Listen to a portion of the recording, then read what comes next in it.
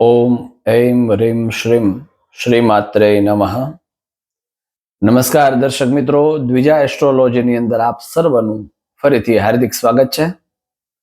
આજનો મુખ્ય વિષય છે નવરાત્રિ.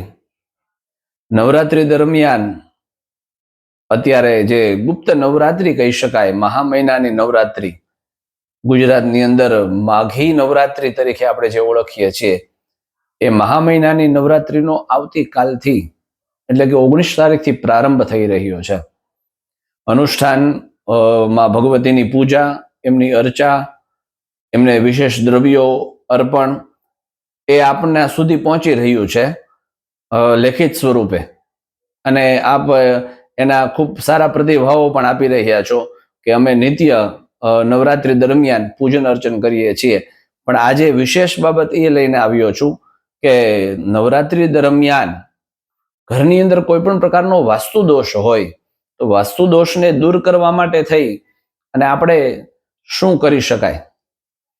જ્યારે આવતીકાલે એટલે કે પહેલો દિવસ 19 તારીખ અને સોમવાર છે, આપના ઘરની અંદર જો પૂર્વ દિશાનો વાસ્તુ દોષ હોય,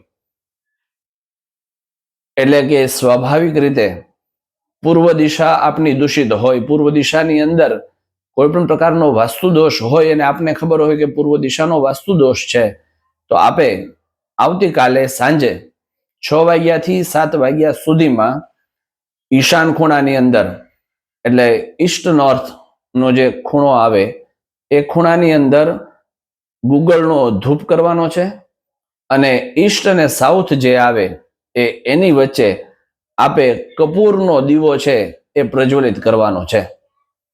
જો આ કરવામાં આવશે તો એનાથી આપણા ઘરની અંદર રહેલી જે નકારાત્મક વાસ્તુ દોષની ઉર્જા છે, સ્વાભાવિક રીતે અગ્નિ ખૂણાની અંદર જળ તત્વ હોય અને એનો દોષ લાગતો હોય તો એ દોષ એનાથી દૂર થઈ જશે. પરમિનન્ટ દૂર થશે એવું નથી, કેમ કે મૂળ પ્રકૃતિ છે ને એ પૃથ્વીની છોડતી નથી, એટલે પરમિનન્ટ માટે નથી, પણ નકારાત્મક ઉર્જા ત્યાંથી આપણને જે મળે છે એ નકારાત્મક ઉર્જાને આપણે દૂર કરવા માટે થઈ અને આ પ્રયોગ કરવાનો છે.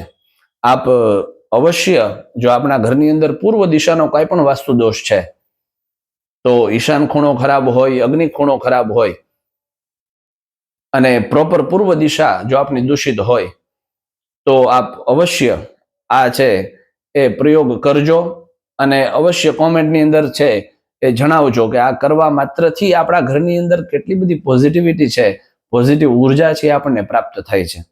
આપણા ઘરની અંદર કરવાનું છે, નહીં કે કોઈ પણ પ્રકારના ફળિયાની અંદર. આપણા ઘરની અંદર ફળિયું હોય તો ફળિયામાં કરવાનું નથી. આપણા ઘરનો જે ઈશાન ખૂણો અને અગ્નિ ખૂણો આવતો હોય એની અંદર આપણે આ પ્રયોગ અવશ્ય કરવાનો છે.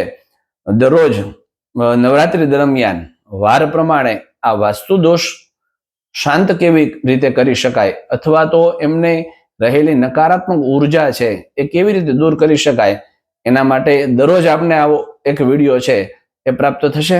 આપ જોડાયેલા રહેશો અને લેખિત સ્વરૂપે જે કાંઈ મળે છે એ દ્વિજા એસ્ટ્રોની ચેનલ ઉપર આપને કોમેન્ટની અંદર પણ એ મળશે, તો અવશ્ય સાથે જોડાયેલા રહેશું. નમસ્કાર.